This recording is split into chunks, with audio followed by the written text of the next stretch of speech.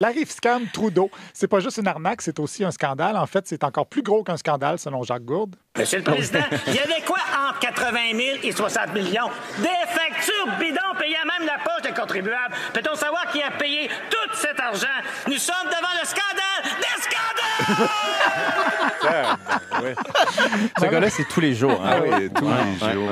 Juste une fois par semaine, quand même pas sûr, mais ça y prend beaucoup d'énergie. Donc, malheureusement, on a tellement été obnubilés par la forme qu'on oublie la question de fond de M. Gourde. Qui a payé pour tout cet argent? On n'a pas eu de réponse à ça. Les libéraux admettent, par contre, que ça n'a pas d'allure. En entrevue, le libéral Stéphane Lauzon a dit qu'il voulait resserrer les décideurs.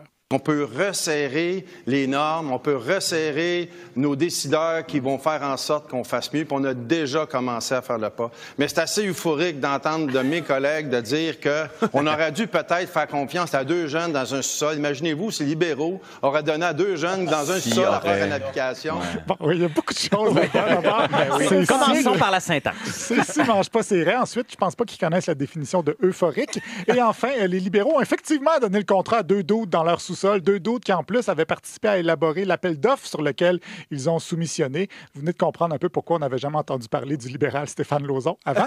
Mais c'est surtout le très euphorique Jean-Yves Duclos qui a répondu aux questions. Et il y avait comme un pattern dans ses réponses, c'est-à-dire qu'il voulait absolument pas qu'on donne l'excuse de la pandémie pour expliquer ce fiasco. Faut surtout pas le faire de lien, nous a-t-il dit 10 fois dans les 2 langues.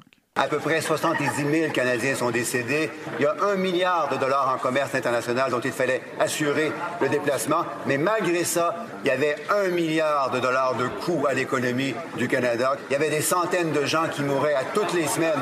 Mais malgré ça, Monsieur le Président, oui, c'est vrai que des milliards de dollars étaient perdus en économie, en activité économique à toutes les semaines. Des centaines de gens perdaient leur vie en raison de la COVID-19. Mais malgré ça, Monsieur le Président, la pire crise sanitaire depuis le dernier siècle, la pire crise économique depuis les années 1930, il fallait agir rapidement pour sauver des centaines et même des milliers de vies, pour sauver des milliards de dollars en coûts économiques. Mais malgré ça, il faut faire mieux pour la prochaine fois. Voilà. Ah oui. Heureusement, la prochaine fois qu'on aura à faire une application pendant une pandémie, on fera mieux, Jean-Philippe.